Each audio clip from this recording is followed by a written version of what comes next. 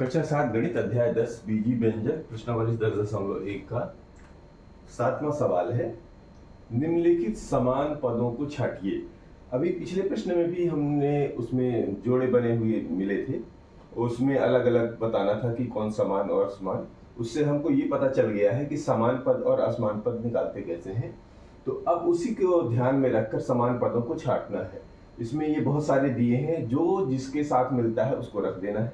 तो यहाँ पर देखेंगे कि x और y का स्क्वायर है, तो x और y का स्क्वायर कहाँ पर मिल रहा है? एक तो ये है, एक और एक्स वाई का स्क्वायर इसमें है, और तो एक्स वाई का स्क्वायर नहीं है, तो बस इसमें लिखना है। तो इसका हल होगा समान पद, जितने मिलते जाएंगे वैसे ही लिखते चले जाएंगे। एक तो ऋण एक्स वाई का वर्ग मिला और दूसरा मिला है 2x y का वर्ग, जिसमें चर राशियों वाला जो व्यंजक है वो दोनों में एक समान हो तो वो समान पद कहलाता है। अब देखेंगे दूसरा, अगर y और x स्क्वायर का देखते हैं तो y और x स्क्वायर तो ये रखा है, और x स्क्वायर y यानी कि ये क्रमनिर्णय नियम का जब पालन करता है तो y x स्क्वायर और x स्क्वायर y एक ही पद कहलाता है, यानी ये दोनों जो है समान पद हो जाएंगे। तो यहाँ पर इसको लिख लेते हैं ऋण 4 y x स्क्वायर और 20 x स्क्वायर y, ये दोनों एक ही पद कहलाते हैं क्योंकि क्रम विनिमय नियम का पालन होता है। फिर x स्क्वायर में देखेंगे तो x स्क्वायर में एक इधर है और एक इधर है, 8x स्क्वायर है, इधर 6x स्क्वायर है, इधर 11x स्क्वायर है ऋण का। तो इसको लिख लीजिए, तो ये बन गया 8x स्क्वायर, फिर इधर है ऋण 11x स्क्वायर और एक इधर है ऋण 6x स्क्वायर। x स्क्वायर के बाद और क्या बचता है स्क्वायर में? ये खत्म हो गए। अब आ जाते हैं, ये खत्म हो गया, y वाला ले लेते हैं। तो 7y और y किस में है? सिंगल y, एक ही y सिंगल वाला, तो सिंपल y, एक तो ये समान पद हो गया। ठीक है, ये अलग अलग पद निकल रहे हैं, मतलब समान पदों की इतनी श्रृंखला बनेगी हमारे पास। y के बाद इसको भी टिक लगा लेते हैं जिससे ये कंफ्यूजन ना हो। अब x वाला लेते हैं, x वाले में 100x माइनस है, तो एक ले लेते हैं ऋण 100x, और कहाँ पर है x वाला? केवल ये रखा है, और 3x, एक ये निकल आया। और कौन बचा? अब xy वाला बचा, तो xy वाले में एक तो yx लिखा है, इधर xy, यानी दोनों ये भी समान पद हैं, ये और ये दोनों समान पद हैं। तो ऋण 11 yx और 2xy, ये दोनों समान पद हैं। तो पूरे के पूरे हो गए, ये पूरे के पूरे हमारे समान पद निकल गए। तो इस तरह हमको समान पद छांटने हैं। इसी का एक बी पार्ट है, उसको भी ले लेते हैं।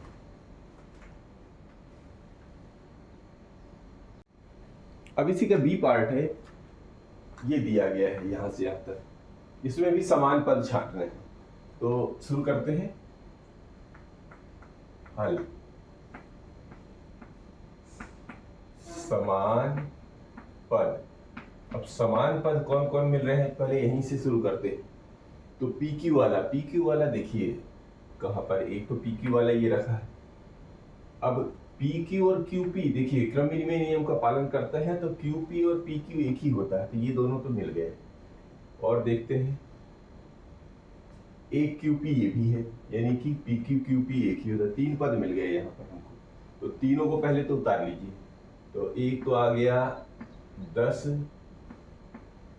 PQ, दूसरा यहां से मिला था ऋण 7 QP लिखा है, तो आप उसी भाषा में लिख दीजिए, जबकि मतलब दोनों का सेम ही होता है। PQ या QP क्रम विनिमय के नियम के आधार पर दोनों का मान एक ही होता है, तो ये समान पद में आ जाएगी। ये भी QP लिखा है, कोई बात नहीं, आप वैसे लिख दीजिए, ये एक ही पद कहलाते हैं, मतलब समान पद कहलाएंगे, ठीक है ना। P Q Q P Q क्रम विनिमय नियम के आधार पर ये एक ही पद कहलाते हैं।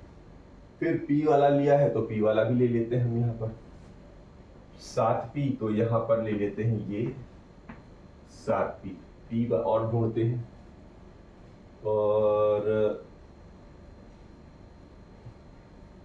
और नहीं है तो ये 7 चला गया। q वाला ले लेते हैं 8q, ये वाला तो q वाले पद कितने हैं, एक तो ये गया, एक इधर है ऋण 100q और q वाला बस 2 ही पद है। उसी क्रम में बढ़ते चलते हैं तो गलतियां नहीं होती है। फिर ये पी स्क्वायर क्यू स्क्वायर वाला लेते हैं तो ऋण पी स्क्वायर क्यू स्क्वायर, इसको टिक लगा लिया, पी स्क्वायर क्यू स्क्वायर और क्यू स्क्वायर पी स्क्वायर, ये भी क्रम विनिमय नियम के आधार पर एक ही हो गया। तो 12 क्यू स्क्वायर पी स्क्वायर, क्योंकि दोनों पद हैं इसमें चरों के, ठीक है, तो ये भी आ गया इधर, और क्यू स्क्वायर पी स्क्वायर और नहीं। फिर देखते हैं यहां तक हो गए।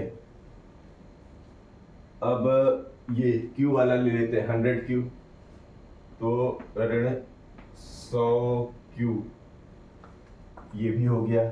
और कहां पर है, और q का सिंगल पद ये एक p इसमें था तो p एक बार 2405 इसमें लगा दीजिए, p वाले में 2405 p, ये भी हट गया, ठीक है। q वाला भी और देखते चलते हैं, अभी तो एक ही मिला, एक ही लिख लेते हैं, अगर और मिलेगा आगे तो फिर लगाते हैं। अब आ जाएगा ये अचर वाले कौन कौन से हैं, ऋण 23, तो यहाँ पर हमने ऋण 23 लगा लिया। ऋण 23 के बाद 41 है, ये 41 को लगा लिया। 2 ही अचर नजर आ रहे हैं, कोई दिक्कत नहीं। अब ऋण 23 और 41 दे दोनों चले गए, यहाँ तक पूरे चले गए। अब ऋण 5 पी स्क्वायर वाला ले लेते हैं, तो ऋण 5 पी स्क्वायर, ये चला गया। और पी स्क्वायर वाला कौन सा है,